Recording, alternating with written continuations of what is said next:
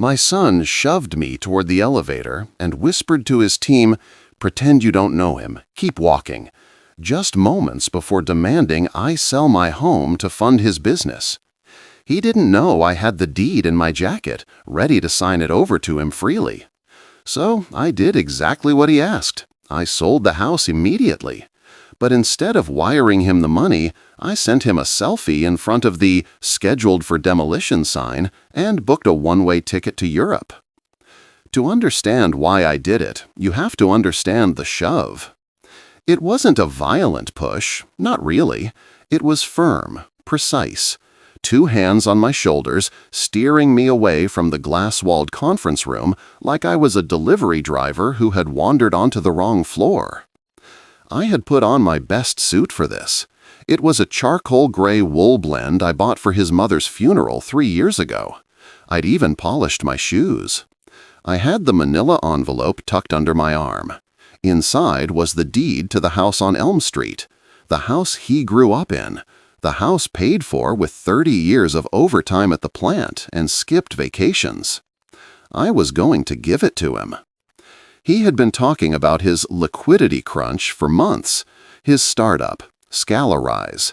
I still don't know what it actually does, something about optimizing synergies in the cloud. All I knew was that he needed capital, and he was drowning. I walked into his lobby at 10 a.m. sharp. The receptionist, a young woman with hair that looked like it cost more than my car, sneered at me. "I'm here to see Jason," I said. "I'm his father." She buzzed him. I saw him come around the corner. He looked sharp. Navy suit, brown leather shoes that clicked on the marble.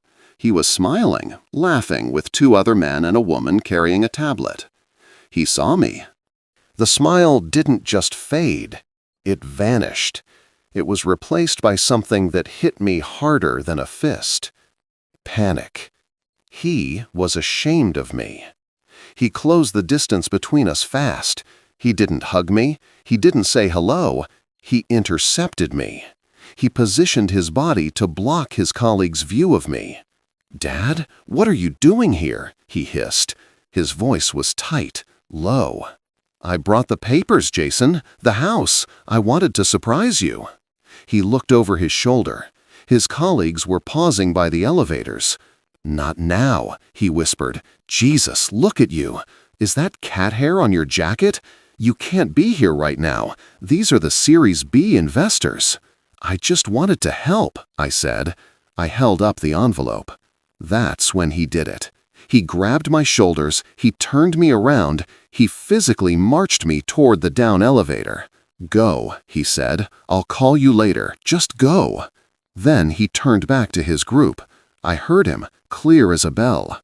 "Pretend you don't know him. Keep walking. Security is so lax these days." Security?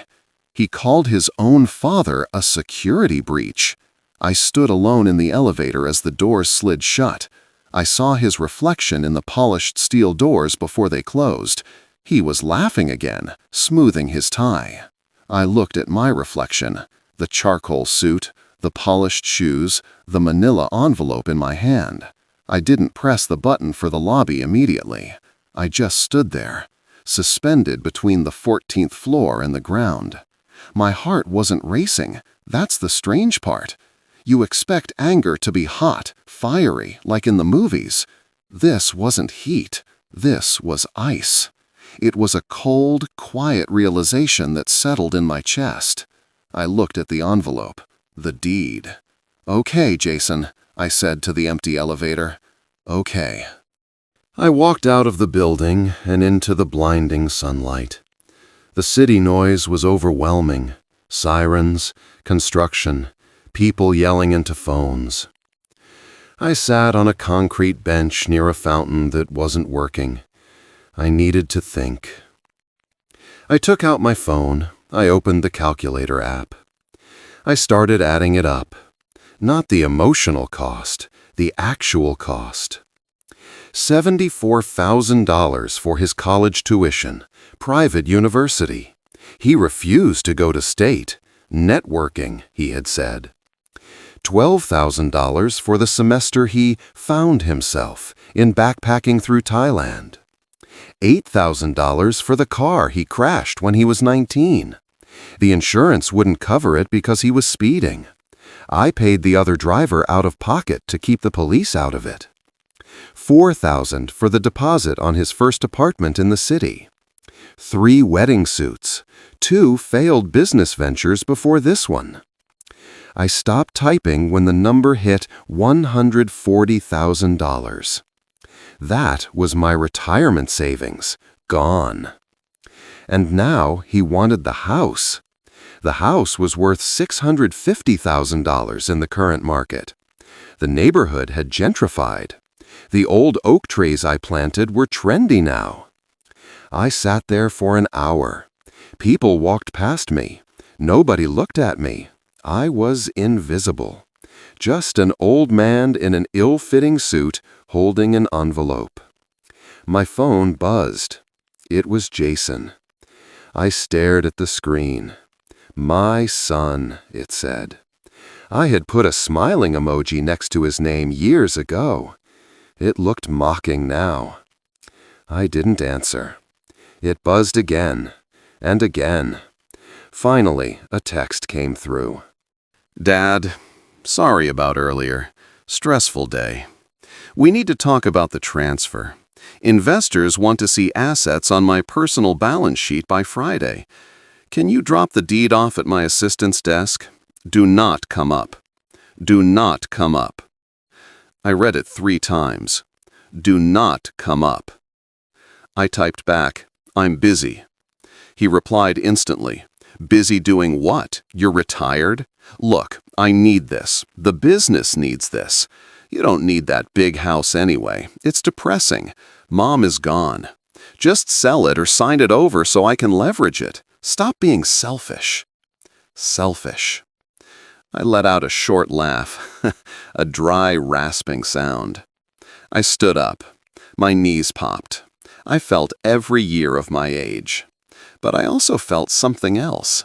Clarity. I walked 2 blocks to a coffee shop, not a Starbucks, a quiet place with uncomfortable wooden chairs. I ordered a black coffee. I took the deed out of the envelope. I laid it on the table. I looked at the legal description of the property. Lot 42, Block B, Elm Street subdivision. I remembered the day we bought it, 1988. The interest rate was 10%. We ate ramen for 3 years to make the payments. I remembered Jason taking his first steps on the porch. I remembered him falling out of the apple tree. I remembered carrying his mother out of that front door for the last time when the ambulance came. He called it depressing. He wanted to leverage it. I took a sip of the coffee. It was bitter. Perfect. I Googled Real Estate Developers City Center. The first result was Apex Horizons Development. Their slogan was, Building the Future by Clearing the Past. They were known for one thing, aggressive expansion. They bought old lots, bulldozed everything, and put up high-density micro-condos. I knew Jason hated them. He had ranted about them at Thanksgiving. They ruin the neighborhood character, he had said. They put up these soulless boxes. Irony is a funny thing. I called the number on the website. Apex Horizons, this is Sarah. Hi, Sarah, I said. My voice was steady. My name is Arthur Miller. I own a double lot on Elm Street, unencumbered, prime location. There was a pause. I could hear her typing. Elm Street? Sir, we've been trying to buy into that block for 5 years. The zoning just changed to multifamily. I know, I said. Are you looking to sell? I am, I said, but I have conditions. We can discuss price, she said. The market is hot. It's not about the price, I said. I need it done fast, today, cash, and one more thing. Yes? I want the structure removed, immediately, within 48 hours of closing. Demolition? She asked. She sounded surprised. Usually sellers want to preserve the history. Total demolition, I said. Down to the dirt. I don't want a single brick left standing. We can certainly arrange that. When can you come in? I'm 10 minutes away. I hung up. I finished my coffee. I looked at the text from Jason again. Stop being selfish. You're right, son, I whispered. I'm done being selfish. I'm going to do exactly what I want. The Apex office was very different from Jason's. It was chaotic. Plans rolled up on tables, dust on the floor. It smelled like coffee and drywall. I met with a man named Henderson. He was a shark, but he was an honest shark. He wore a hard hat on his desk like a trophy. Mr. Miller, he said, looking at the deed, this is a pristine title. No liens? None. Paid off in 2004. And you want to close now? Today. Wire transfer. He leaned back. We usually do a due diligence period, inspections. You're going to bulldoze it, I said. What does it matter if the pipes leak? He laughed, a loud barking sound. Fair point. Look, I can offer you $580,000 for a quick close, cash, as is. The house was worth $650,000, maybe $700,000 in a bidding war. Done, I said. He blinked. Really? You don't want to counter? I want $580,000 wired to my account by tomorrow morning, and I want a guarantee that the demolition crew is on site by Friday. Friday? That's in 3 days. Can you do it or not? He grinned. It was the grin of a man who just found a $100 bill on the sidewalk. I can have an excavator there Thursday afternoon. Friday morning, I corrected. I need time to pack. We signed the preliminary papers right there. I didn't feel sad. I felt light, weightless. When I walked out, I had a copy of the sale agreement folded in my pocket. Jason called again as I was driving home. I let it go to voicemail. I drove to the house. It looked beautiful in the afternoon light. The yellow siding, the white shutters, the rose bushes my wife, Martha, had planted. I walked inside. It smelled like lemon polish and old paper. I stood in the hallway. This was the hallway where Jason learned to ride his bike because it was raining outside. I fixed the drywall where he crashed. You could still see the patch if you looked close. I went to the kitchen. I made a sandwich. Then I started the purge. I didn't pack everything. I couldn't. I didn't want to. I took the photo albums, the box of Martha's jewelry, my grandfather's watch, the folder of important documents. Everything else? I called a charity service, St. Jude's Pickups. I have a whole house, I told them, furniture, electronics, clothes, dishes, all of it, good condition. We can have a truck there tomorrow, the dispatcher said. Take it all, I said. That night, Jason showed up. I saw his Tesla pull into the driveway. He didn't knock. He used his key. He stormed in, looking frantic. Dad, why aren't you answering? I've been calling you all day. I was sitting in the living room, surrounded by boxes. He stopped. He looked around. What is this? Are you packing? I looked at him. I'm sorting things out. He let out a massive sigh of relief. Oh, thank God, you're selling. You're finally being rational. He loosened his tie. He walked over to the fridge, opened it, and took out a beer. My beer. He didn't ask. Who's the buyer? He asked, taking a swig. I have a guy who can handle the closing. We can structure it as a gift of equity so I can use it as collateral for the loan. He was already spending the money. He was already moving the chess pieces. I'm handling it, Jason, I said quietly. Dad, no offense, but you don't know finance. Let me handle the legal stuff. You just need to sign. I can get you a nice condo, maybe one of those senior living places. They have activities. Activities? Like I was a toddler. I'm 64, Jason, not 90. Whatever. Look, the investors are nervous. I told them the asset is secured. I need you to sign the power of attorney tomorrow." He pulled a document out of his briefcase. He slammed it on the coffee table. Power of attorney. He wanted control, total control. "I can't sign that yet," I said. "Why not?" His voice rose. "Are you backing out? Dad, do not do this to me. I have payroll to meet next week. If this round doesn't close, I'm insolvent." Insolvent? "You have a nice car for an insolvent man," I noted. "It's a lease. It's a business expense. You don't understand optics." He started pacing on the rug I bought for our 20th anniversary. "You embarrassed me today," he said, "walking in there like a hobo. I was wearing a suit. A suit from 1990. It was baggy. And the hair? Jesus! I'm trying to build a unicorn here, Dad. Image is everything." "I see," I said. "I'm sorry." "It's fine." He waved his hand dismissively. "Just sign the paper. I'll handle the movers. I'll handle the sale. You just go relax." He checked his watch. An Apple Watch Ultra. $800. "I gotta go. Dinner with the VCs. Just text me when you sign it. I'll send a courier." He didn't finish the beer. He left it on the coaster. He walked out. He didn't say, "I love you." He didn't say, "Thank you." He said, "Don't screw this up." I watched his taillights disappear. I looked at the power of attorney document. I picked it up. I walked to the fireplace. I lit a match. I watched it burn.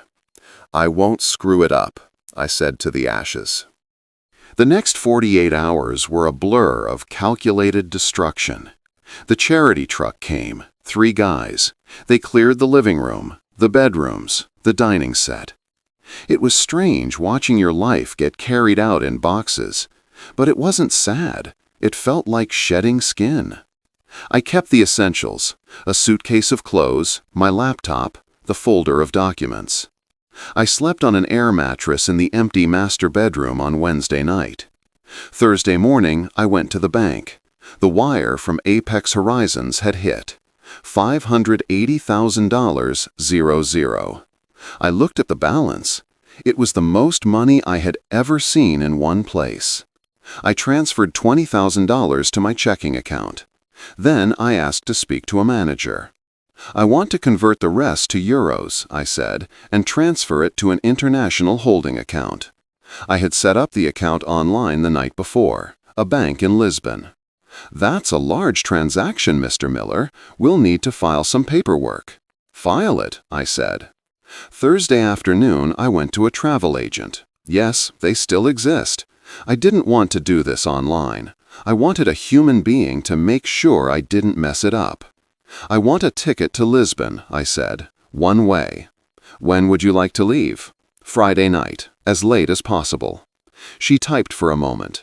"I have a red-eye at 11 p.m., layover in London. Book it, first class." Why not? I had the money.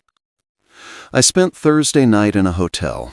I couldn't stay in the empty house. It echoed too much. Jason texted me 14 times on Thursday. "Did you sign it? Courier is waiting. Dad, pick up the phone. If you don't sign this, I'm ruined. You are being incredibly selfish. Mom would be ashamed of you." That last one, that was the one that sealed it. Mom would be ashamed? Mom worked double shifts at the diner to buy him his first computer. Mom wore the same winter coat for 10 years so he could have name-brand sneakers. I blocked his number. Just for 24 hours. I needed peace. Friday morning, 7 a.m. I drove to the house for the last time. The street was quiet. The sun was coming up over the trees. At 7:30 a.m., the rumbling started. It was a low vibration at first, then the noise. The Apex crew arrived. They didn't bring a small crew. They brought the heavy artillery. An excavator with a claw the size of a compact car, a bulldozer, 2 dump trucks. Mr. Henderson was there, wearing his white hard hat. "Mr. Miller!" he shouted over the engine noise. "Right on time!" "Is everything ready?" I asked. "Permits are pulled. Utilities are cut. We are green for demo."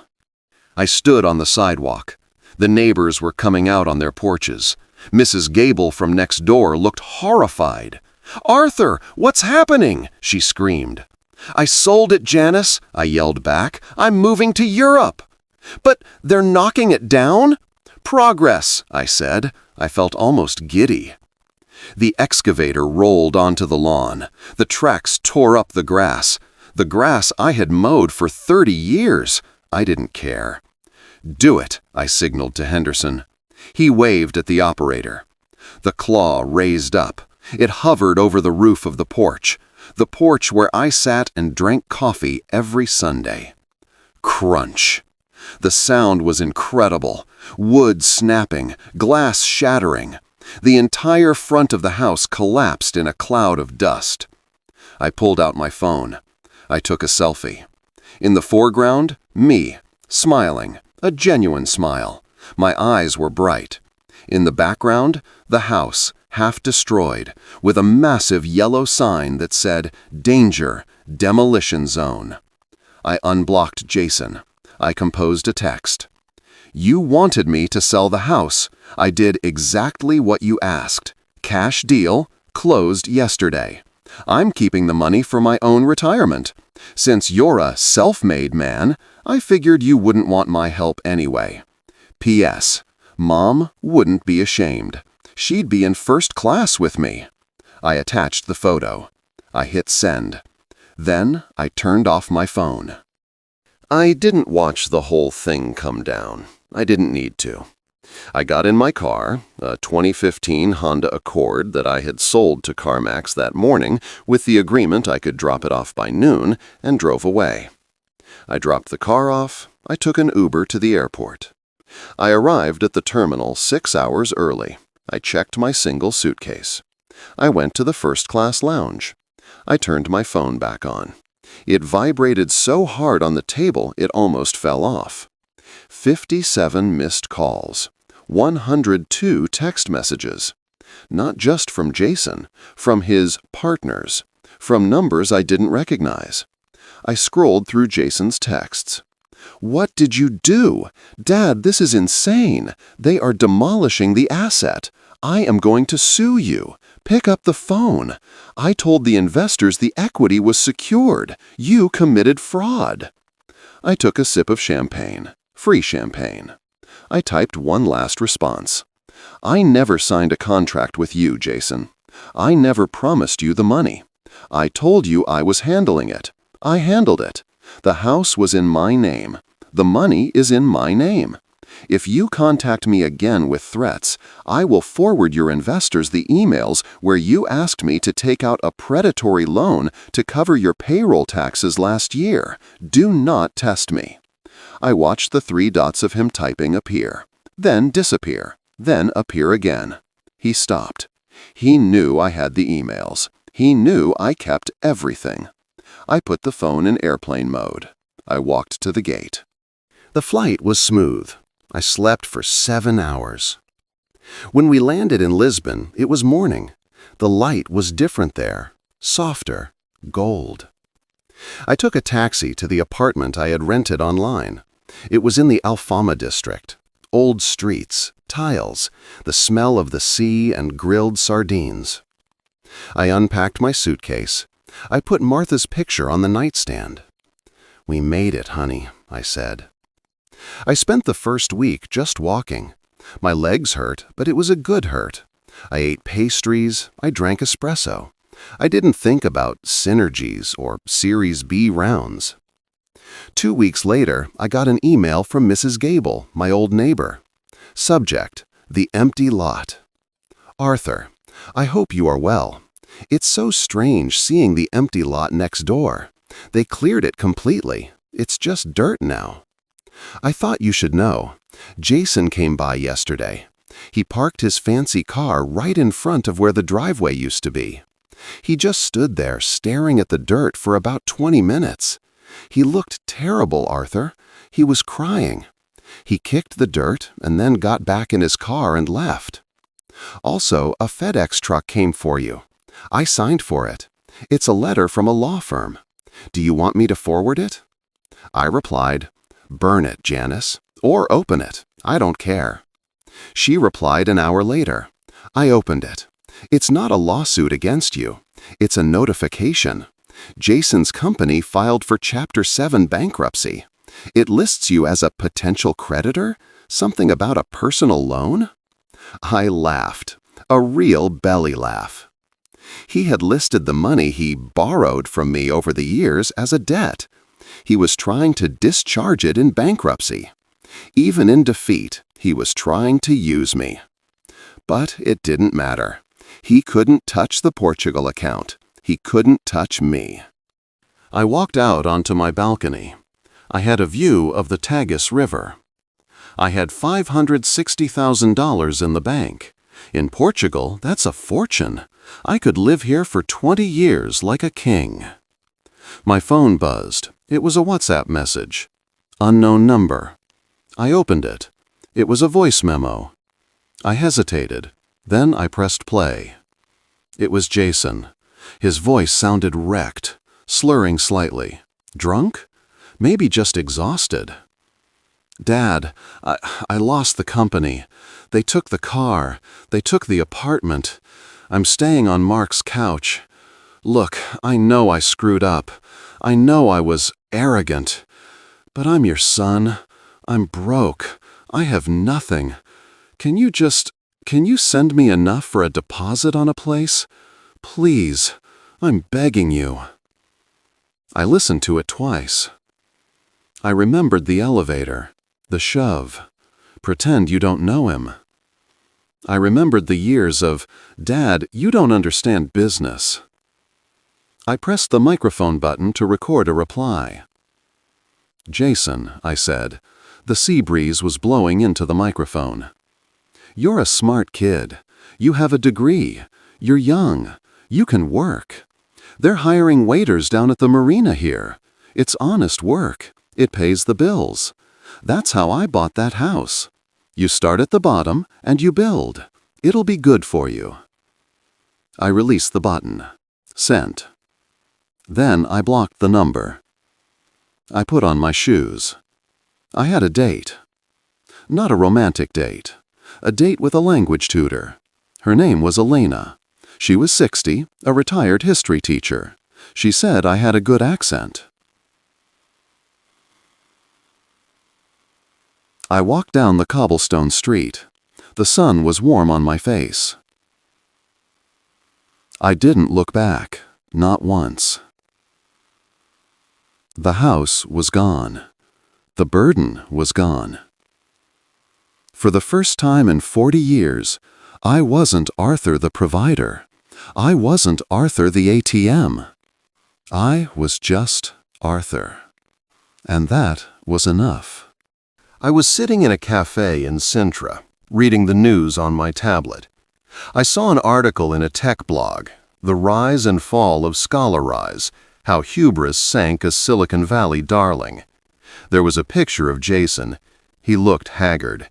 The article detailed how he had leveraged phantom assets and lied to investors about secured family capital. The comment section was brutal. "Another fake guru bites the dust. Fraud. Glad he got caught." I closed the tab. A waiter placed a coffee and a pastel de nata in front of me. "Obrigado," I said. "De nada, Señor Arthur," he smiled. "I have friends here now. Real friends. People who don't know what I used to do or how much money I have. We play chess in the park. We complain about the soccer scores. I still miss the house sometimes. I miss the way the light hit the kitchen table in the morning. But a house is just wood and brick. Home? Home is the feeling that you don't have to hide who you are in the elevator." I took a bite of the pastry. It was sweet, creamy, perfect. I pulled out my phone and opened the photo gallery. I scrolled past the pictures of Lisbon, the castles, the ocean. I found the selfie, the one with the excavator. I looked at my face in that picture. I looked dangerous. I looked alive. I deleted it. I didn't need the reminder anymore. I put the phone away and watched the tourists walking up the hill to the palace. "Another coffee, Senor Arthur?" the waiter asked. "Sim," I said, "and one for yourself." He beamed. I leaned back in the chair. The sun was setting, turning the sky a brilliant, defiant purple. I was free. Completely, utterly free.